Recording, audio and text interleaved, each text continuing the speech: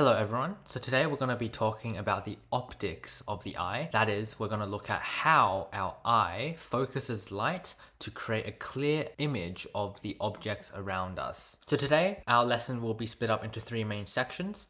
Firstly, I'll introduce you to the major parts of the eye's anatomy that's relevant to today's lesson, and then I'll look at this special thing that I'm sure 90% of you have heard of before, or at least have an idea of, and that's called accommodation. For those of you who haven't heard of it, it's not talking about renting a house or whatever. Accommodation in this context refers to the special ability of the eye to adjust to whether you're looking at far away objects or nearby objects and form clear images in either case.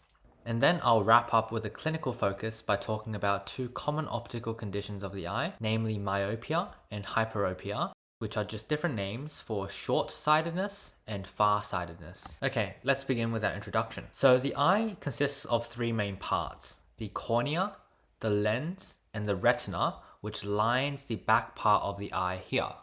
This retina is very special because it consists of neural circuitry that is the first point where the light that we receive from objects is beginning to be processed into information. Emphasis on beginning because there's a lot more processing beyond this point, and we'll talk about all of this in other videos on phototransduction and the visual pathway. However, for you to even process the light, you need the light to actually be focused onto the retina so that you get a very clear and strong signal. But the problem is that light is often emitted in all directions by objects, as you can see here. So how do we actually focus it down into a single point onto the retina instead of having multiple different foci? And that's where the cornea and the lens comes into play, and we'll focus on these two today. So what the cornea and the lens do is that they refract light to bring them onto a single focus or point on the retina. The cornea has a fixed refractive power, which just means that it doesn't change its refractive power. But the lens has what we call a adaptive refractive power, and so it can change this power depending on the situation to adjust to far and close objects. And remember, we call that accommodation. The cornea, however, has the strongest refractive power. Now, let's look at why the cornea has the strongest refractive power. And what I've done here is I've just laid out the refractive index of all of the media that light has to travel through to reach our retina. I've added some new media, which are these humors here, the aqueous humor and the vitreous humor, which do exist in our eye, but I just didn't show them before for the sake of simplicity. You'll notice that the greatest difference in refractive indexes occur between the air and the cornea, and so it is at this interface where the strongest refraction of the incoming light rays will be. And this is why we say the cornea has the strongest refractive power, because it has this largest difference in refractive index at this interface here. Now we will have a look at why we say the lens has an adaptive refractive power, and to do that we'll look at something called accommodation.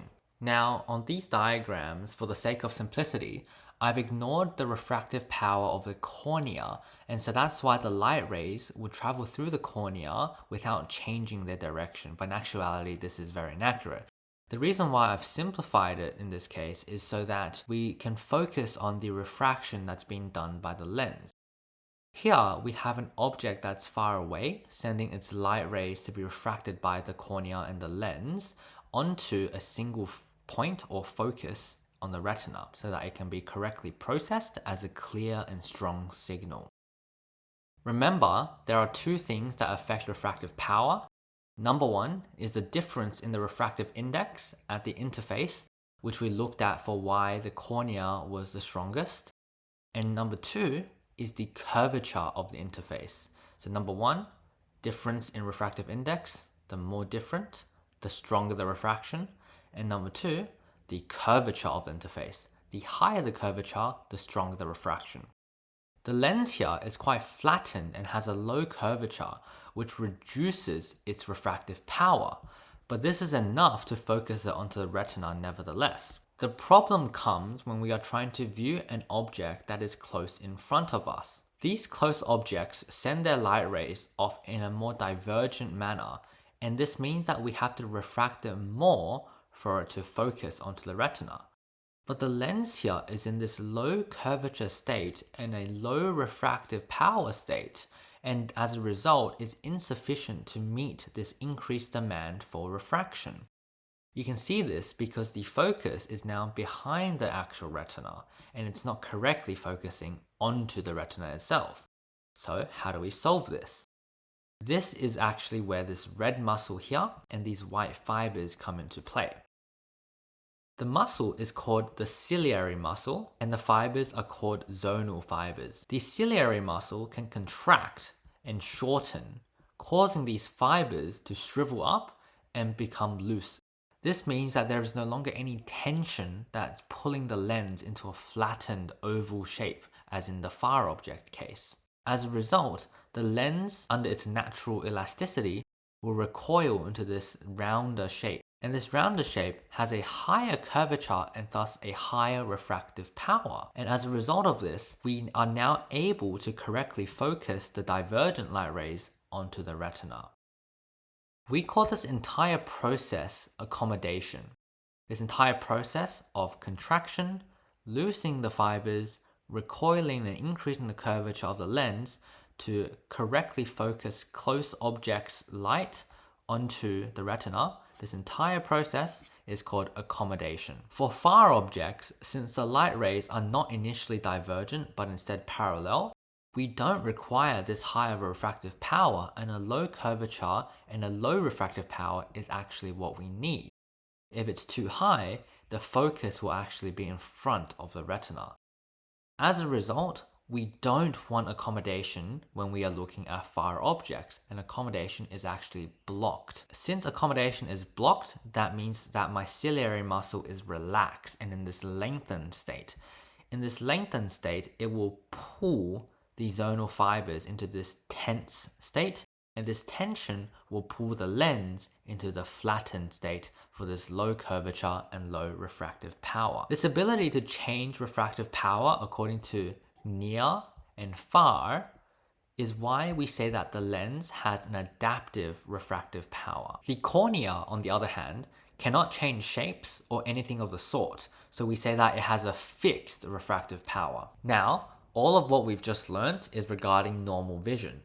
However, obviously not everyone has perfect vision, and it's important to know how the system has gone wrong so that we can correct for these optical conditions. As such, we'll now look at two common optical conditions, short-sightedness and far-sightedness, and we'll look at what's going wrong to cause these conditions and how to treat them. Let's start with short-sightedness, or otherwise known as myopia. This is where you can only see close objects clearly and far objects seem blurry. This can be caused by number one, the lens being too strong in its refractive power, even when it's fully stretched out and at its minimum refractive power. In other words, its minimum refractive power in its most flattened state is too high. The second cause of myopia is when the eyeball is too long. You can see both of these being illustrated here.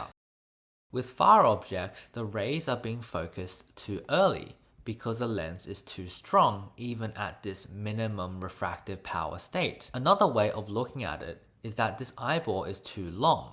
If the eyeball were instead this hypothetical length illustrated by the dotted line here, it would be perfectly in line with the focus of the light rays. With close objects, the initial divergent nature of the light rays means that it's able to compensate for this high refractive power of the lens and be correctly focused onto the retina, which is why you can still see close objects. However, it's very important to notice that this focus is being achieved without accommodation. The flattened low refractive state is already strong enough to focus divergent light rays. This is not what happens in normal vision because close objects are only able to be focused with accommodation and recoiling of the lens into a higher curvature and refractive state. So now let's look at how we can treat this condition. Glasses which short-sighted people wear contain biconcave corrective lenses which look like this. These lenses, they diverge the light rays a little bit before they enter the eye so that they can compensate for the high refractive power of the lens. This allows the lens to correctly focus light onto the retina. However, we expect a problem. Now we can't view nearby objects clearly anymore. We expect that this extra divergence on top of the already divergent light rays from the close objects is too much for the lens to handle.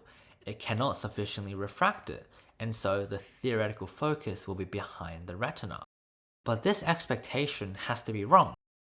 The reality, as we observe in our everyday world, is that people wearing glasses can still see nearby objects without having to take them off. So why are our expectations wrong? This is because in the nearby object case, accommodation will now occur, increasing the refractive power alongside the increased divergence. And this is a great illustration of how biconcave lenses allow us to return to a normal physiology. Far objects focus without accommodation, and close objects focus with accommodation. Now, I'll only touch on this briefly, but an alternative treatment for myopia is laser therapy. This is where a laser is used to shave off part of the cornea to decrease the curvature of the cornea. So the principle is that we are compensating for the high refractive power of the lens by decreasing the refractive power or curvature of the cornea. Now let's move on to far-sightedness, or otherwise known as hyperopia. This is where you can only see far objects clearly and close objects seem blurry. This has the opposite causes of myopia. The first cause is the lens being too weak in its refractive power, even when it's accommodated and at its highest curvature and refractive power. The second cause is when the eyeball is too short, and you can see that here. With close objects, the rays are being focused too late because the lens is too weak even at this maximum refractive power state, i.e. when accommodated. Another way of looking at it is that this eyeball is too short. If the eyeball were instead longer and at this dotted line, then the focus of the light rays would be perfectly in line with the retina. With far objects, the initial parallel light rays mean that the lens does not need to do as much refracting. So despite the lens being very weak, as long as it's accommodated and working as hard as it can just get there and focus the light onto the retina. This is why you can still see far objects. However, it's important to notice that this focus is being achieved with accommodation. This is not what happens in normal vision because far objects should be able to be focused without accommodation. So now let's look at how we can treat hyperopia. Glasses which far-sighted people wear contain biconvex lens. Biconcave was for myopia, biconvex is for hyperopia. What these lenses do is they converge the light rays a little bit before they enter the eye so that they can compensate for the low refractive power of the lens. And this will then allow the lens to correctly focus the light onto the retina. However, we again expect a problem. Now we can't view far away objects clearly anymore. We expect that this extra convergence on top of the already parallel and non-divergent light rays from far objects is too excessive, and the light rays will focus too much and focus too early. But this expectation again has to be wrong. The reality is that people wearing biconvex glasses can still see far away objects without having to take off their glasses. So why are our expectations wrong? This is because in the far object case, accommodation will no longer occur, decreasing the curvature and the refractive power of the lens to compensate for this increased convergence by our biconvex lens. So again, I want you to see how biconvex lenses allow us to return to a normal physiology, because close objects focus with accommodation, far objects focus without accommodation. Now again, an alternative treatment is laser therapy. We again shave off parts of the cornea, but this time we shave it in such a way to increase the curvature. So the principle is that we are compensating for the weak refractive power of the lens by increasing the refractive power of the cornea. Thank you so much for watching. Please leave any questions down in the comment section below, and I hope you've learned something today.